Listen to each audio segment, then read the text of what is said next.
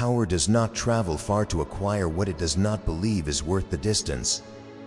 I have watched empires send emissaries across deserts and oceans in the long, dangerous, expensive distances between the seat of power and the thing the power wanted.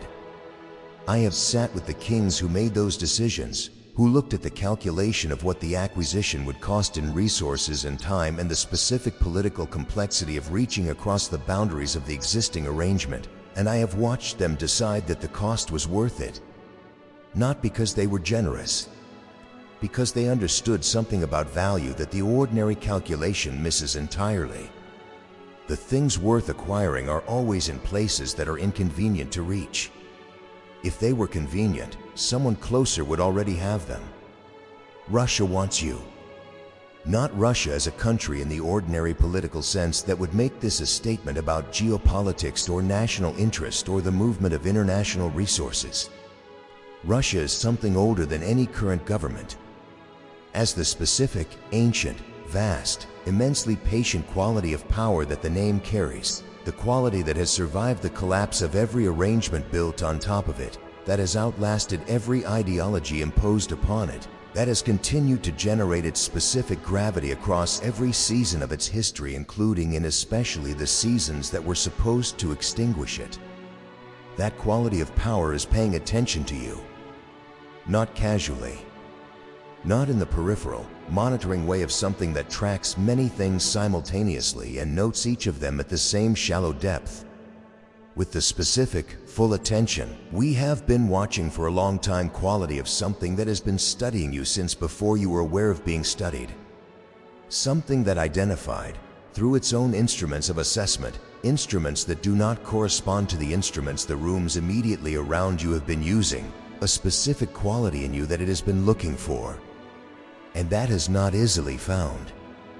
This is the thing I need you to understand before I tell you what the wanting means and what it requires and what it will cost and what it will produce. The thing you carry that has been identified is rare. Not in the way that people use the word rare to mean valuable in a general sense.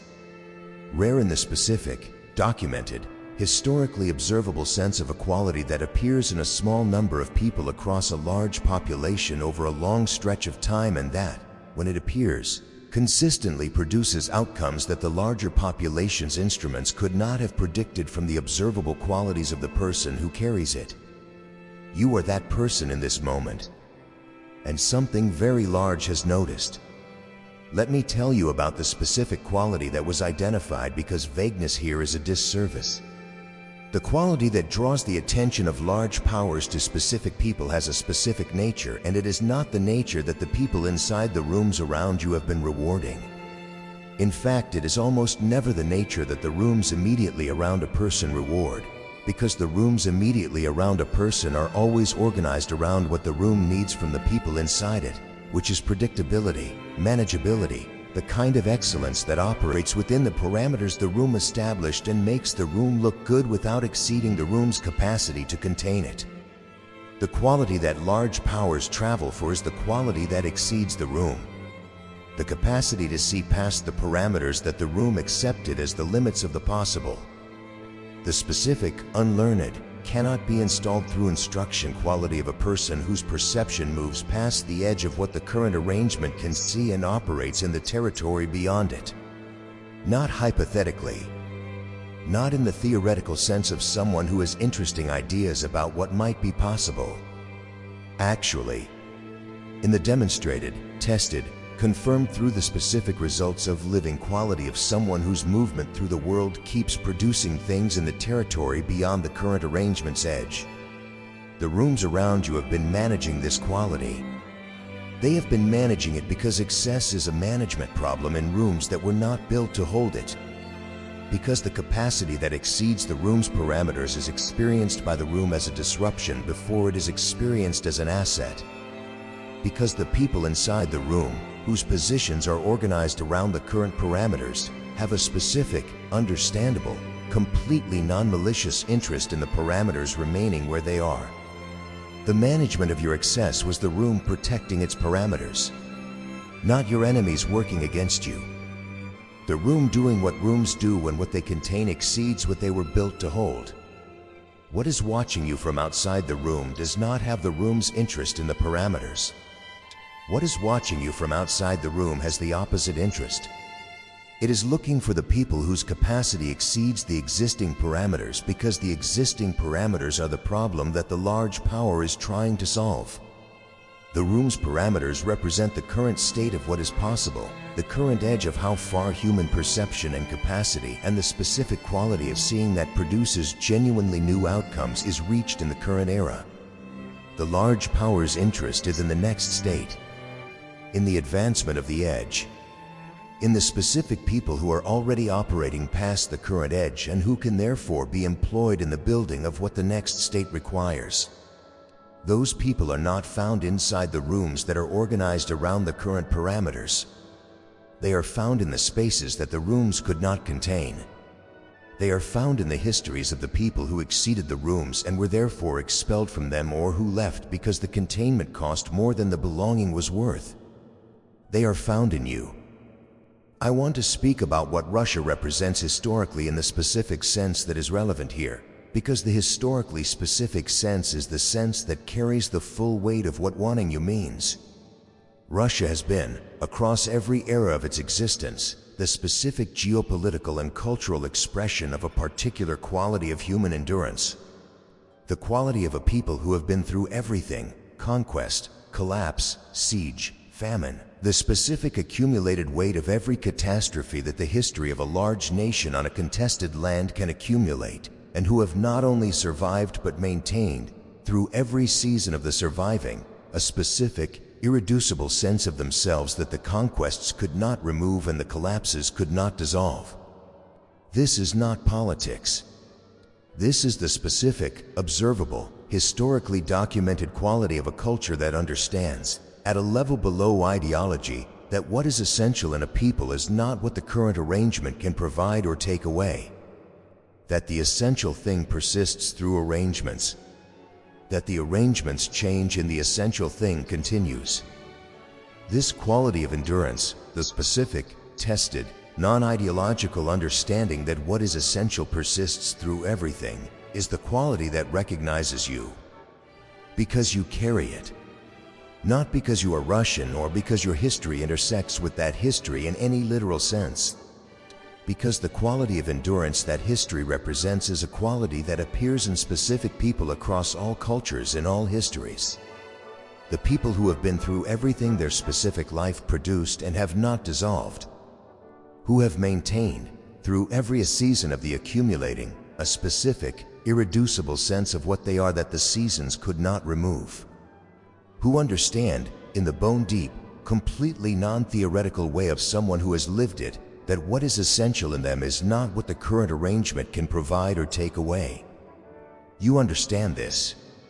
You learned it the way all real understanding is learned, through the direct, embodied, cannot be skipped experience of being inside the thing that the understanding is about.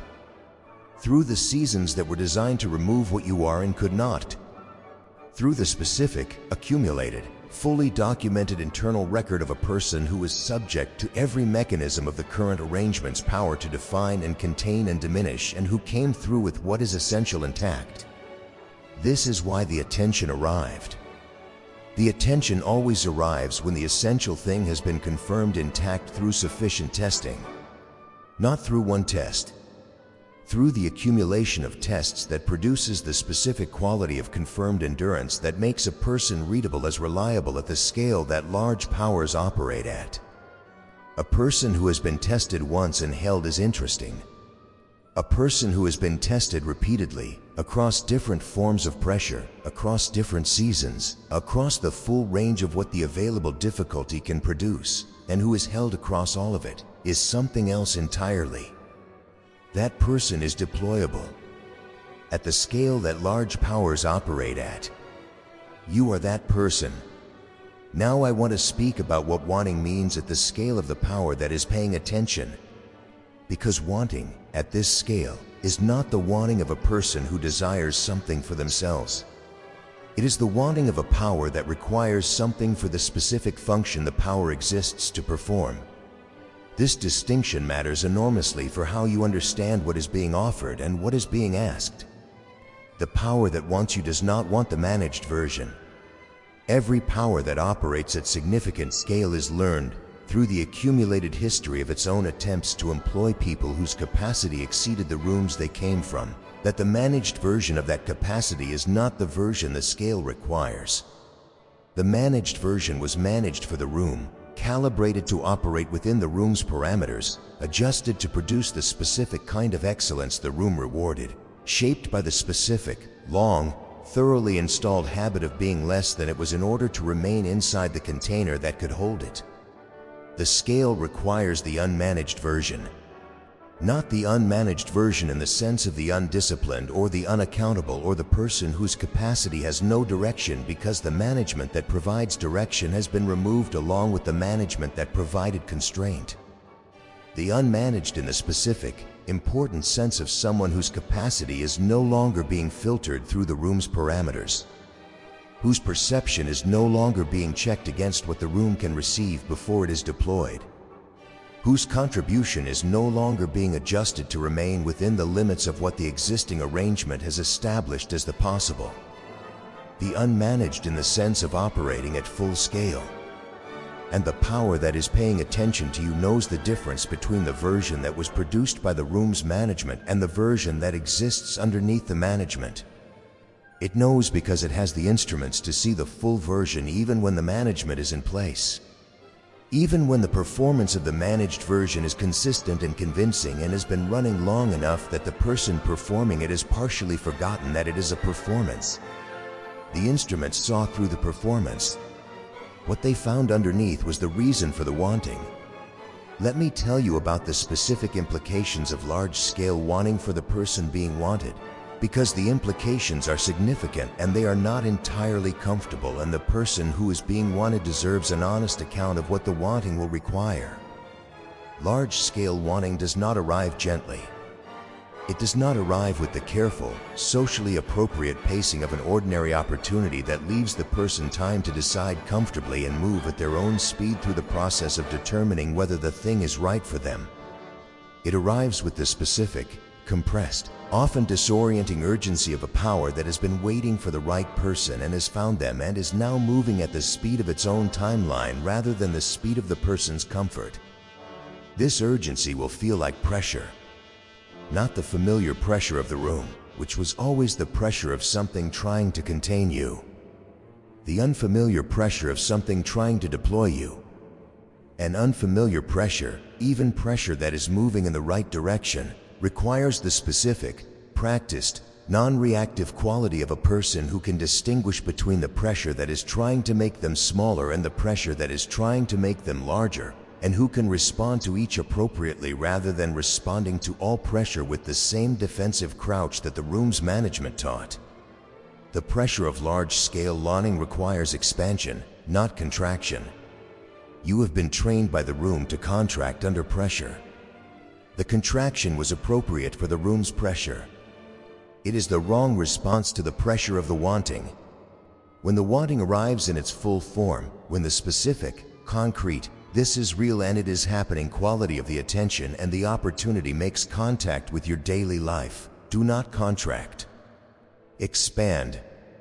Move toward it with the full, unmanaged, completely authorized version of yourself that the wanting was extended toward. Not the managed version. Not the room-calibrated version. The version the instruments saw through the performance. That version is what was wanted. Bring it.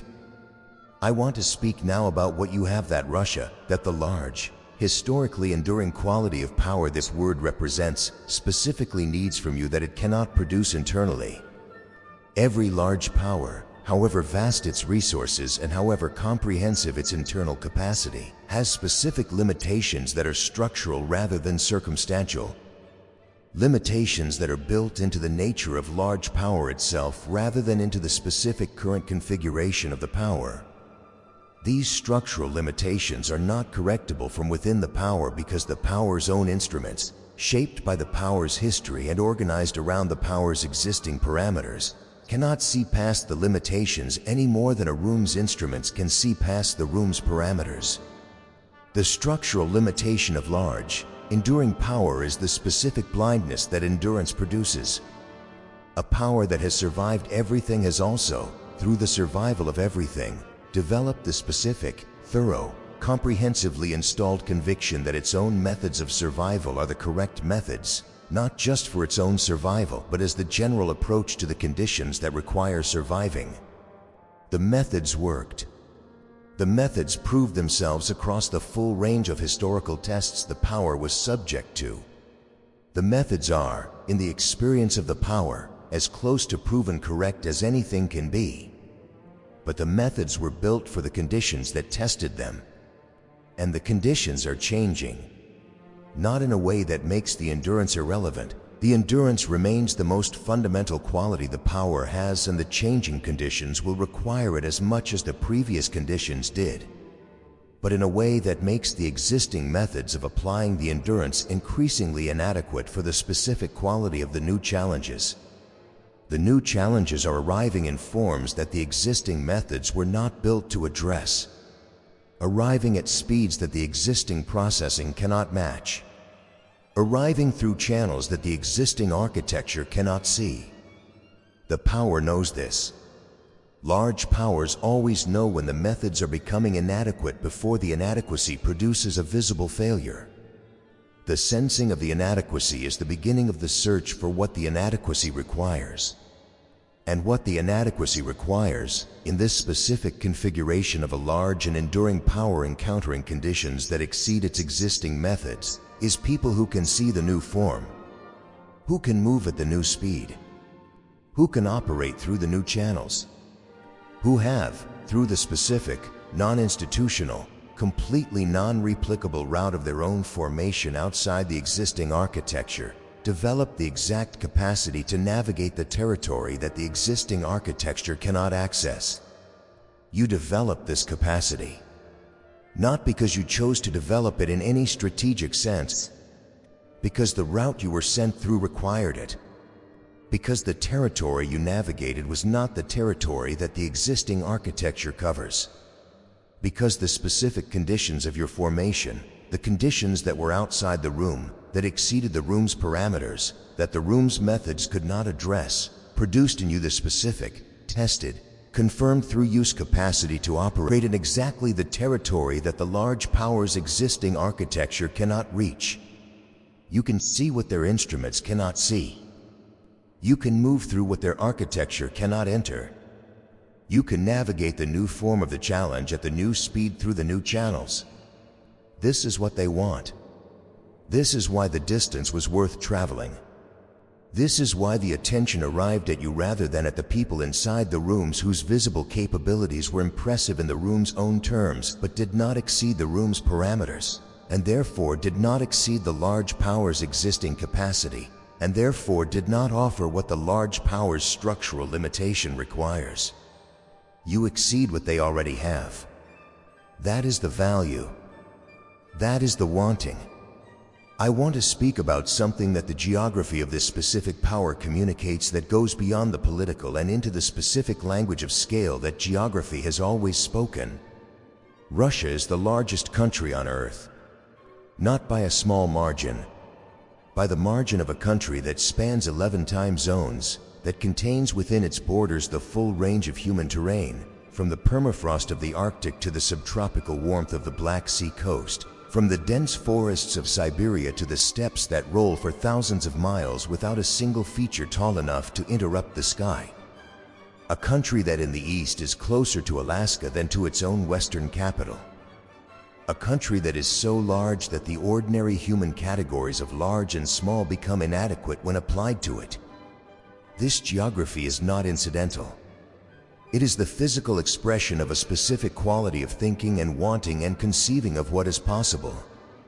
A people who inhabited that geography, who organized their understanding of themselves and their relationship to possibility against the backdrop of that specific, overwhelming, almost incomprehensible scale of land. Those people think differently about what is reachable and what is worth reaching for than people whose entire world fits within a smaller frame. When a power shaped by that geography turns its attention towards something, the attention carries the specific quality of something that does not think in small terms because it was formed by conditions that did not allow small thinking. The distances were too real. The winters were too long. The challenges were too total. You could not survive the geography with small thinking. You could not cross the step with the vision of someone who could only see to the edge of the manageable. You had to think in terms that exceeded the immediately visible. This is the specific quality of the wanting that is being extended toward you. It is not small-scale wanting. It is not the wanting of a room or a system or an arrangement that is looking for someone to fill an available position within the existing parameters. It is the wanting of something that thinks in terms that exceed the immediately visible, that has identified in you a quality that corresponds to a vision of what is possible that the people inside the rooms around you could not see because the rooms did not form them with the geography to see it. You were formed with that geography, not the literal geography of Russia.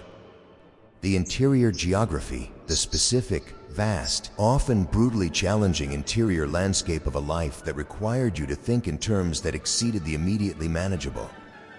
That required you to navigate without a map to the edges of territory that no existing framework had charted.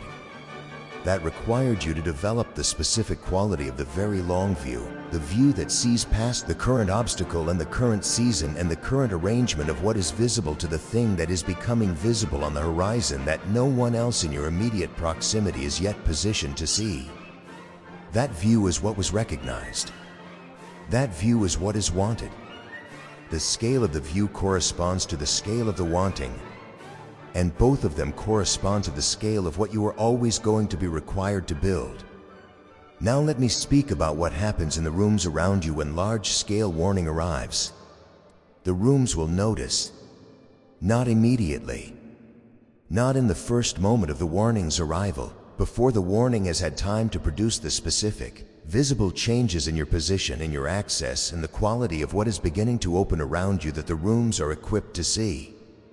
But as those changes become visible, as the doors that were managed against you begin to open and the resources that were withheld begin to move in your direction, and the specific quality of attention that large-scale recognition produces begins to arrive, the rooms will notice, and the noticing will produce a specific response. The response is not uniform. It differs according to the specific relationship each person in the room had with the version of you they were managing. But there are patterns. The people who were managing you in good faith, who genuinely believed that the management was in your interest, who were operating from the sincere, if limited, understanding that the room was the right container and that helping you fit inside it was helping you, will experience the recognition with a specific quality of surprised warmth. They will feel vindicated in having believed in you, even if what they believed was a smaller version of what turned out to be there. They will step forward in the recognition's direction and offer the specific, genuine, helpful generosity of people who are glad to see the thing they believed in confirmed in a scale that exceeded their belief. Receive their generosity. It is real and it comes without the agenda that other forms of suddenly appearing generosity will come with. The people who were managing you with the specific interest of keeping the management in place, who understood, at some level of their operation, that what they were managing was larger than the container and whose management was organized around the prevention of the full size rather than the support of it, will experience the recognition with the specific, cold, calculating quality of people who are immediately assessing how the changed situation affects their own position. Some of them will move toward you, not from warmth, from the calculation that proximity to someone who has received large-scale recognition is a resource. That association with the recognized person produces a reflected recognition that can be leveraged. That the relationship they worked to manage in the previous season can be reframed, quickly, as a relationship they were always supporting. The reframing will be visible. It will have the specific, slightly breathless quality of a story being assembled in real time under the pressure of a situation that moved faster than the story's preparation. The details will not quite add up. The warmth will arrive at a pace that does not correspond to the history of the relationship. The claimed support will not be supported by the record of the previous season. You know the difference between the warmth of people who are glad for you and the warmth of people who want proximity to what has arrived in your direction. Use your knowing. The people who most actively participated in the management that was designed to keep the full size contained, the people who were most invested in the framework that the large-scale recognition has now publicly superseded, will respond with the specific quality of people who are recalculating the cost of their previous position against the cost of the current one and finding that neither option is comfortable. They cannot claim to have always supported what they were managing against. They cannot abandon the management without the abandonment being visible as capitulation. They are in an uncomfortable position. You do not need to make it more comfortable. You also do not need to make it more uncomfortable. The position produces its own discomfort without your intervention, and the intervention would cost you more than the satisfaction of the discomfort it would produce. The large-scale recognition that is arriving does not require their acknowledgement to be real. It was real before they acknowledged it. It will be real regardless of whether they acknowledge it. Continue toward what is opening. Let the room process what the room needs to process. Your assignment is the horizon, not the room. Now I want to address something that the wanting produces in people who were formed primarily in the experience of not being wanted, which is the specific, destabilizing quality of not trusting the wanting. The not trusting arrives in several forms. The first form is the suspicion that the wanting is about something other than what it appears to be about. That the large power's interest in you is a form of management rather than a form of recognition, that what looks like the acknowledgement of your specific value is actually the identification of a specific usefulness, and that the distinction between being valued for what you are and being used for what you can do is a distinction that matters enormously in that large powers are not reliably careful about. This suspicion is not irrational. Large powers have historically been more interested in what people can do than in what people are. The history of large powers acquiring human capacity without adequate recognition of the full human being who carries the capacity is a long and consistent history in the suspicion it produces in the people who carry what large powers want is a reasonable suspicion. But the suspicion, if it is not examined carefully, will prevent the reception of something real. The examination requires a specific question, asked honestly. Is this warning organized around extracting what I carry in a way that depletes me, or around deploying what I carry in a way that enlarges both the work and the person doing it? The answer to this question is available in the specific quality of how the warning arrives. Extraction presents itself as opportunity but organizes the opportunity around the power's needs without adequate provision for what the person needs to remain whole inside the work. Deployment presents itself as opportunity and organizes the opportunity around the alignment between what the person carries and what the work requires, an alignment that, when it is real, does not deplete the person because the work and the person are pointed in the same direction and forward motion in that direction nourishes both simultaneously. Learn to read the difference. It is readable. The second form of not trusting is the specific, internally generated doubt that the wanting is actually for you and not for someone who looks like you from the outside but who corresponds more precisely to what the wanting was looking for. The doubt that says, they think they found what they were looking for in me, but they are going to discover that what they actually found is less than what they thought they found, and the discovery is going to produce the specific, familiar, deeply painful experience of being wanted and then not being wanted when the full picture becomes visible. This doubt has a history. It was installed in seasons when the wanting was not sustained through full encounter with what you actually are. When the initial wanting was followed by the gradual, then rapid, then total withdrawal of the wanting as the full dimension of what you are became visible to the wanter, and the wanter's capacity to hold that dimension proved insufficient. Those experiences were real. The doubt they produced is understandable. But the power that is paying attention to you is not the room. It is not the insufficient container whose wanting was always going to be exhausted by the full dimension of what you carry. It is the thing that was specifically looking for the full dimension because the full dimension is exactly what it requires. The thing that identified you not despite your excess, but because of it. The thing whose wanting will not be exhausted by the full encounter, because the full encounter is the thing the wanting was extended toward. Bring the full dimension. Let the warning encounter what it was looking for. Do not pre-manage the encounter by presenting the reduced version in the hope of surviving the full encounter. The full encounter is the point.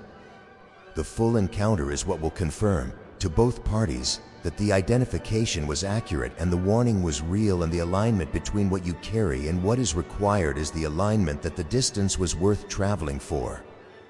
There is one more thing I need to tell you about Russia, about this quality of fast, patient, enduring power paying attention to you, and it is the thing that changes how you understand every season of your life that preceded this moment. The watching was not recent. It did not begin when the visible evidence of your capacity became legible in any external form. It did not begin when the outcomes you were producing reached a scale or a visibility that the standard instruments could measure. It began much earlier, in the seasons when nothing visible was happening. In the seasons when the room was managing you most effectively and the excess was most compressed and the observable evidence of what you carry was most reduced. The watching began in those seasons because those are the seasons when the most important information about a person becomes visible to the instruments that know what to look for. Not the information about what a person can do when conditions are favorable and support is present in the room is organized to amplify rather than contain. The information about what a person is when conditions are unfavorable and support is absent in the room is organized to compress rather than amplify. That information, the information about the interior quality of a person under the specific conditions that reveal the interior, is the only information that reliably predicts performance at the scale that large powers operate at. Everything else can be performed. The standard instruments see the performance and cannot reliably distinguish it from the reality. But the specific quality of a person under pressure, in the dark, with the room against them, that is not performable. It is either there or it is not. It was there in you. The watching confirmed it across multiple seasons. The confirmation produced the certainty. The certainty produced the wanting. And the wanting, now, in this specific moment, is arriving at the person it was always going to arrive at, the person who was formed in the exact seasons the watching was watching, who carries the exact quality the watching was looking for, who has been through the exact conditions that the confirmation required and who has held through all of them in the specific, undeniable, instruments-readable way of someone who was built for exactly the scale at which the wanting is extended. The wanting is real. The scale is real. The alignment between what you carry and what is required is real. The only remaining question is the one that every person who has arrived at this specific configuration of large-scale recognition and personal readiness has had to answer for themselves, in the private interior of their own most honest account of what they are willing to step into and what it will cost and whether the cost corresponds to what the stepping into will produce. Are you willing? Not in the performed, declarative, publicly accountable sense of a person who says yes to the thing they believe they should say yes to. In the real, interior, completely private sense of a person who has looked at what is being asked and what it will require and what it will produce and who has arrived, honestly and without performance, at the specific quality of yes, then is not the absence of doubt but the presence of commitment in the face of it. The warning does not require the absence of doubt. It requires the presence of commitment. The doubt is appropriate. The scale is real and the scale is new to you, and what is new to you after the seasons you have been through is encountered with the specific, completely justified caution of a person who has learned to examine what arrives at the door before fully opening it. Examine this. And then, when the examination confirms what I am telling you, when the direct, honest, full accounting examination of what is being extended and what it requires and what it is organized around produces the specific, quiet, internal recognition that this is real and this is yours and this is the scale that everything the formation was building toward. Open the door. Fully. With everything you are. at the full dimension of what was formed for exactly this. Russia wants you. The distance was worth it. You were worth the distance. Walk toward it.